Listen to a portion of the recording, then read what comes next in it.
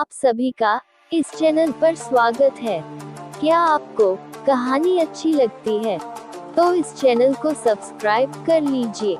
इस चैनल पर आपको प्रतिदिन एक नई कहानी सुनने को मिलती है।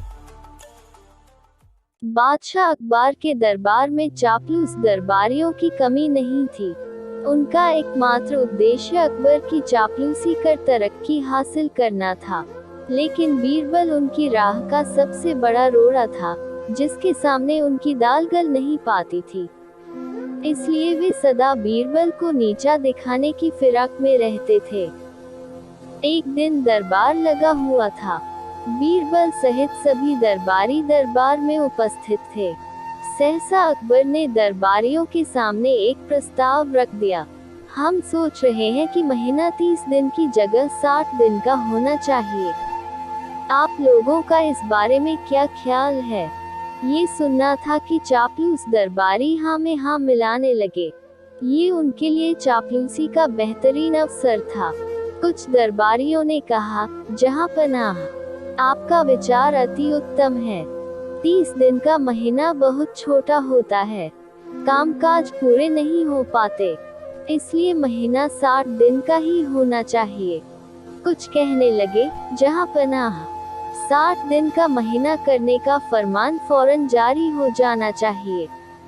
इससे बढ़िया विचार तो हो ही नहीं सकता।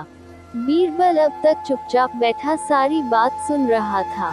उसने इस बारे में राय व्यक्त करने में कोई उत्सुकता नहीं दिखाई।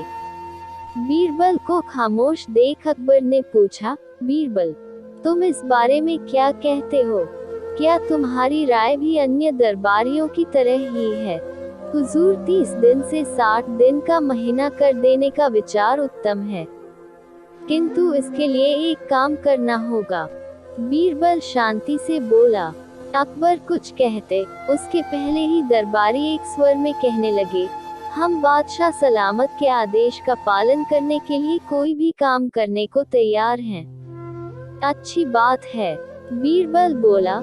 आप लोग तो जानते ही होंगे कि पृथ्वी पर 15 दिन चांदनी रातें और 15 दिन अंधेरी रातें चंद्रमा के कारण होती है। प्रकृति के इस नियम के कारण पृथ्वी पर महीना 30 दिन का होता है। अब जब आप लोग 60 दिन का महीना करने के लिए कुछ भी करने को तैयार हैं, तो ऐसा कीजिए कि चंद्रमा को कहकर 30 दिन चांदनी रातें और 30 दिन अंधेरी रातें करवा दीजिए। ये सुनना था कि चापलूस दरबारी बगले झांकने लगे। बीरबल अकबर से बोला, जहाँ पनाह, देखिए सारे कर्मठ दरबारियों को सांप सूंघ गया है। अब ऐसे में क्या किया जाए?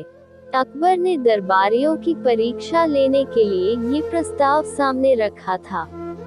दरबारियों की चापलूसी देख वे नाराज हो गए और उन्हें लताड़ते हुए बोले, चापलूसी कर बीरबल की बराबरी करने चले हो। जानते नहीं बीरबल की बराबरी के लिए अक्ल चाहिए, चापलूसी का गुण नहीं। इसी तरह के अच्छी और मजेदार कहानी सुनने के लिए चैनल को सब्सक्राइब कर लीजिए और बेल आइकन को ऑल पे प्रेस करना ना भूलें। हम आपके लिए अच्छी कहानी लेकर आते रहते हैं।